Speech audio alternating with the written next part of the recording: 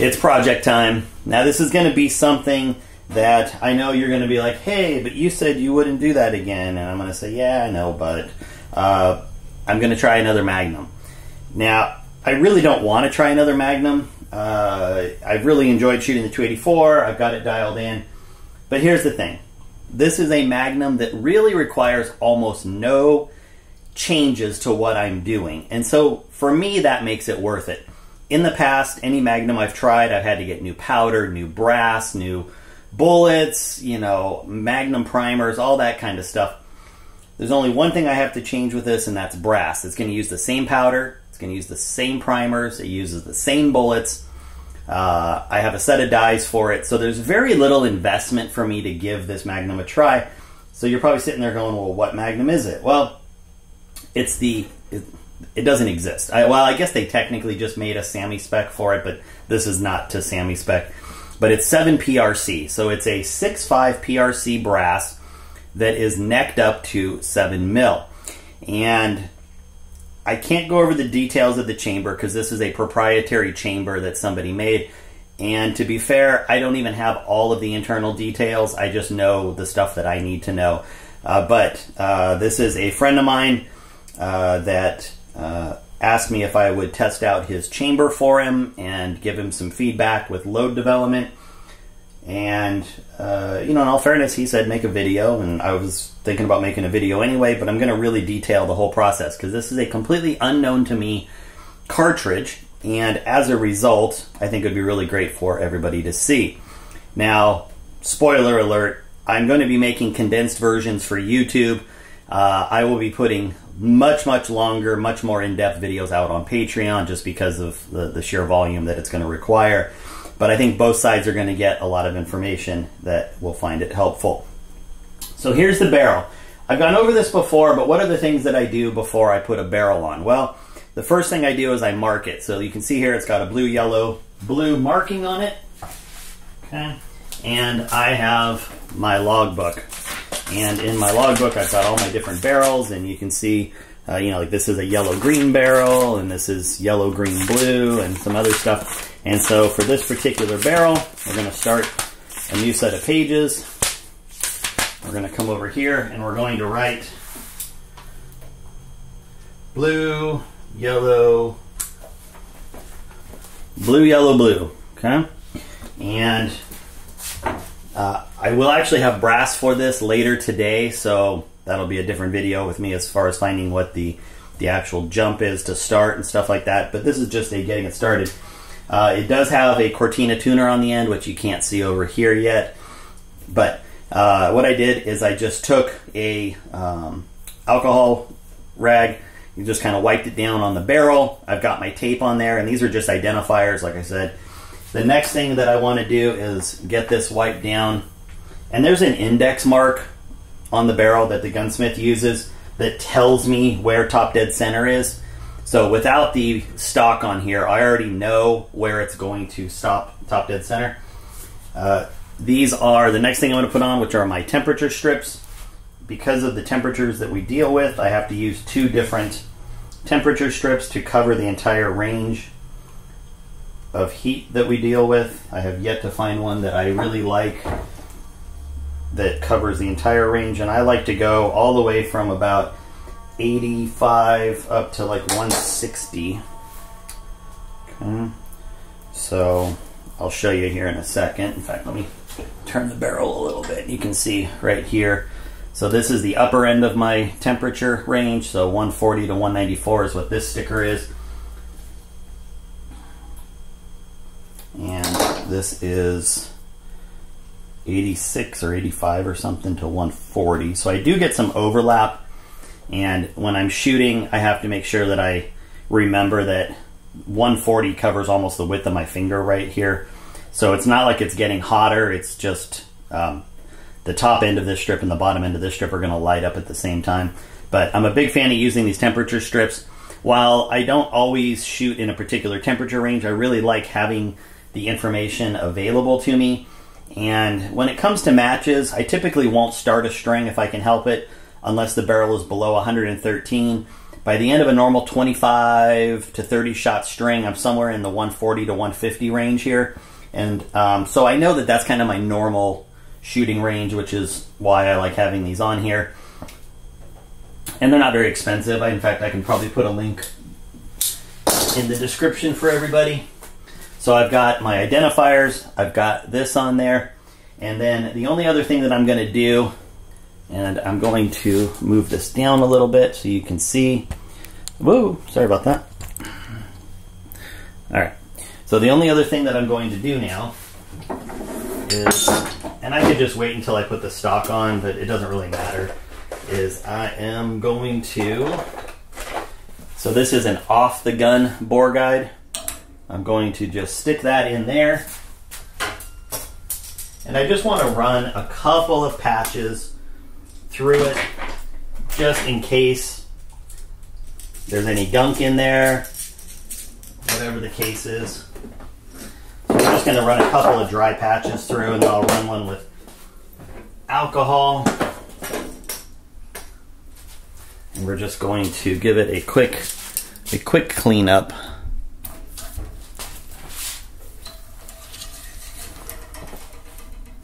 And you can see there's really not really much going on in there, but I still like to know that there's nothing in any of the lands or grooves, rifling.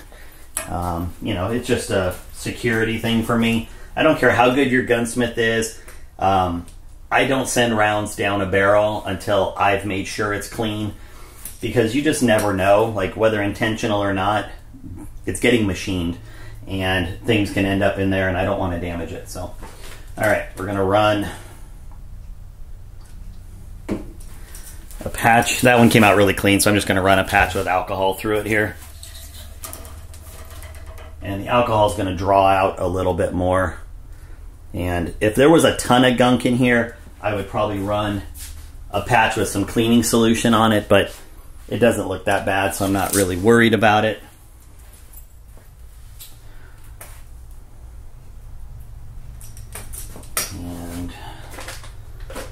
Last thing I'm going to do is just put a little bit of lube on a patch, and I'm going to send that through.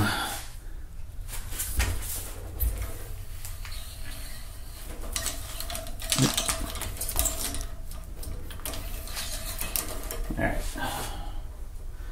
So now this barrel is ready to go. And that's the way I want it. All right. And I've looked at all the other stuff, you know, like I could show you the crown, but the crown is good. I'm not worried about that.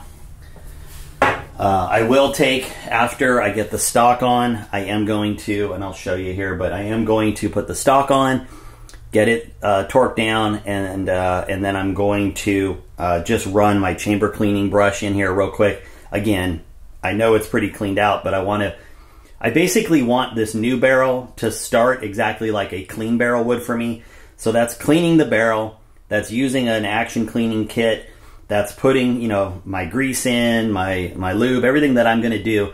It's exactly the same, because I'm not doing any barrel break-in process. Like, I'm literally going to go start shooting this thing right away. So, you know, that's just the way it goes. I have just the smallest amount of anti-seize that I wiped on here.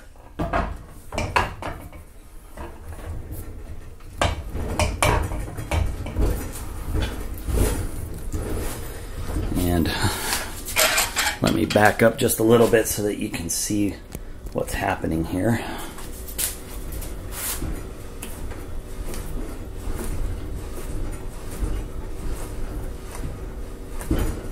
Doink.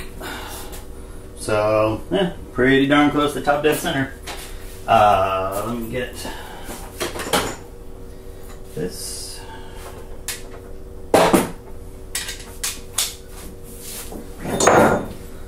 So I've got my torque wrench. It is set to 70 foot-pounds.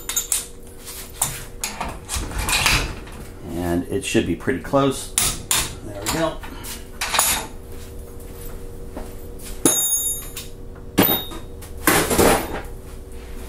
So now I have that on here, and I can just take my action brush. So I'm just going to take a brush like this. I'm going to run it in here. Just make sure the chamber's clean. Okay, chamber's clean, good to go.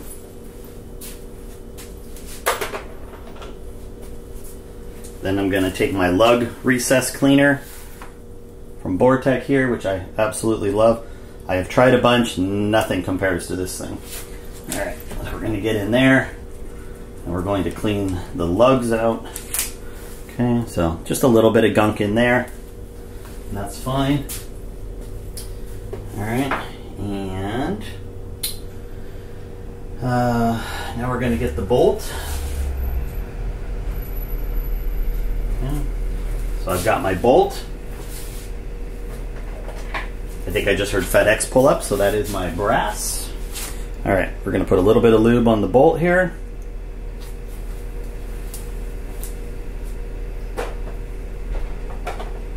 And where's my oil? And just a little bit of oil on the bolt. Give it a quick fingering.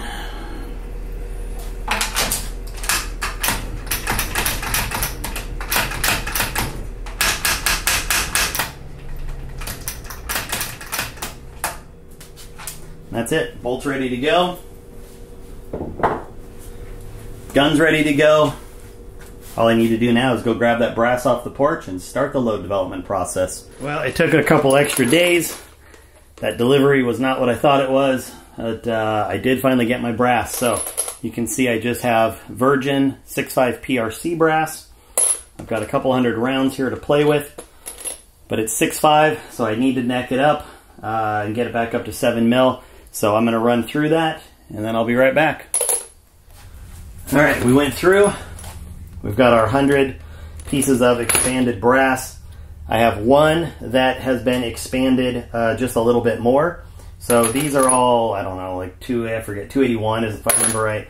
And then this is 284, so that this will seat a little better. And because I don't really care exactly what the land, my distance to lands is, all I want to do is just go force seat this and just get a measurement off it. So I'll be back in just a second, and I'll show you what it looks like. There we go. We just force seated the round in. No powder prime or anything, but I just created a dummy round that is effectively a little bit jammed into the lands, and that's all I need is just a starting point. So I'm at 344, 2.3435, which would be 2.344 for me, because I'm going to round up, and that is all I'm going to do. Now, you remember my book. So we have my book here. I have the barrel, and then on my sack, so my short action custom gauge, 2.344 new, and that's just going to be my permanent reference point. I don't need this anymore, so it's just going to get turned into a fire forming round. And because it is expanded differently, and because this bullet's just been pulled, I'm going to put it aside, and it'll just be one that I load on its own. So what do I need to do now? Well, I've got to get some primers in these. I need to see how my Lee system works for that. And then we'll go from there. So let me get that set up, and we'll be back. All right, I had to make a couple little adjustments. The tube is made for like a 308 case, so I'm gonna have to get a new tube and feed system, which I just didn't really feel like doing today. But I did take one of my extra feeder plates here for the ACP, and I just bore it out so that it would fit one of my magnums, and I just manually dropped a piece of brass in, and went through these 100 pretty quickly. So now I've got 100 pieces of primed, ready to go brass. Only thing left for me to do is figure out a kind of a powder charge test that I want to run. I need to get this out of the way, obviously, and then I will get these things loaded up, and we will have some fun. We'll head out to the range tomorrow, but for the extent of this video, there'll probably be just a little bit more where I show the powder charge and the seating, and then we'll start playing around with the real numbers. So stay tuned. I got everything cleaned up. I've got my 100 pieces of primed brass This happens to be a Henderson Precision tray, really nice milled, machined 100 round block. I know I've got 100 pieces in here. I probably won't load all of them today, but in the next couple of days I'll be doing all of them, so I figured I would just get them all in here. And everything looks nice. I'm a sucker for uniformity like this. I am going to start throwing some charges, so let me get some powder in there. Let me figure out what my charge weight range is going to be. And this is going to be a very coarse powder test. So once I figure out those numbers, I'll be back in a minute and I'll tell you what we're doing. Okay, here we go. I'm going to be using what is affectionately known as triple nickel. It is the Vitavori N555. It is a relatively new powder. It is going to be in the same range as like Reloader 16, 4831 Shortcut, 4350, a lot of those kinds of powders. So it's great for 284, and it is going to probably be really good for this caliber as well, because the nice thing about 7PRC is that it runs, as I've said, with basically the same powders that you would run 284 in. So, you know, it's kind of weird. The kind of the vibe I got from one guy was it's a 284 Magnum, which is kind of weird because you don't need Magnum powders, but it's a Magnum capacity in terms of diameter. And just to show you, in case you haven't seen, let me just kind of give you a rough idea here. But you can see how much bigger in diameter these cases are. I mean, it's considerable. It's definitely shorter than 284, but that's actually a good thing. So anyway, here's where I'm going to run. I'm going to be testing all the way from 53.4 up to 55.8, and I'm going to be going in 3/10 increments. It's going to be a pretty wide spread, but it's going to give me a good idea on velocities. I'll be able to, you know, especially as I get near the top, I'll probably be getting some pretty good ideas of whether I'm getting any pressure issues. One of the great things about this brass, one, especially because it's Lapua, and two, because it's a Magnum base, it's going to have incredibly good, or at least it should have incredibly good primer pocket life. You're not going to be blowing out primer pockets very easily with this. So that allows you to run a little higher velocities, a little higher pressures, all that kind of fun stuff. So I'm going to be doing just a simple test. All I'm going to do is 3 shots of each one. And, you know, in the past I would do 5 shots of each. But, you know, let's face it, we are all in one way or another similar situations with components. And, you know, they start to add up, especially with a new caliber. And I'm fireforming brass. I just need to get some idea of where I need to be. So this is what I'm going to run. We are going to load up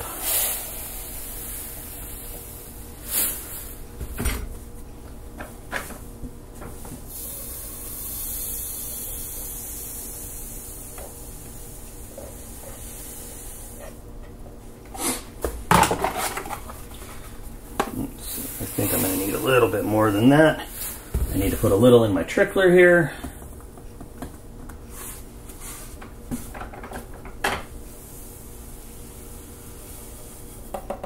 All right.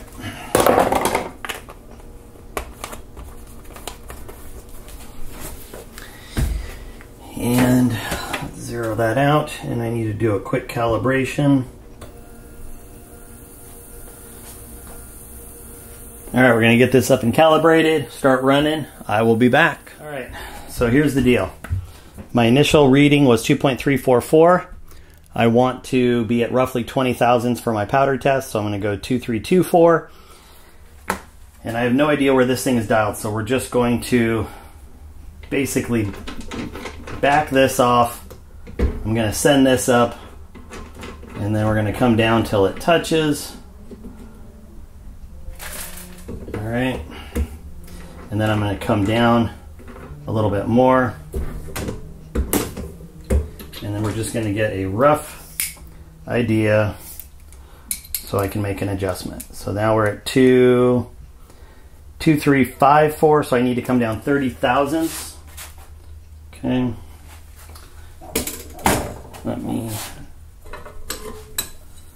so this is close enough where I'm going to tighten down that ring.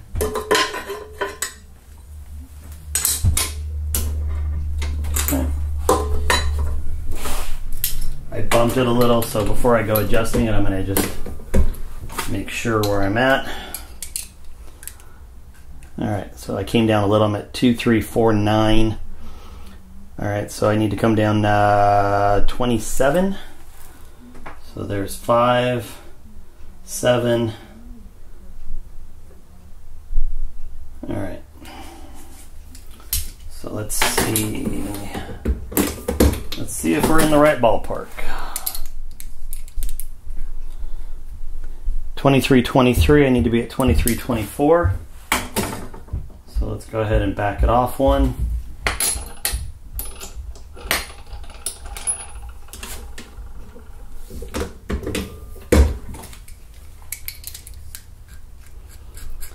Alright, 2321.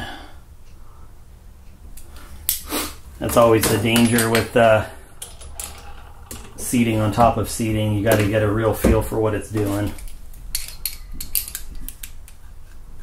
23, 25 and a half. So I'm just going to come down one.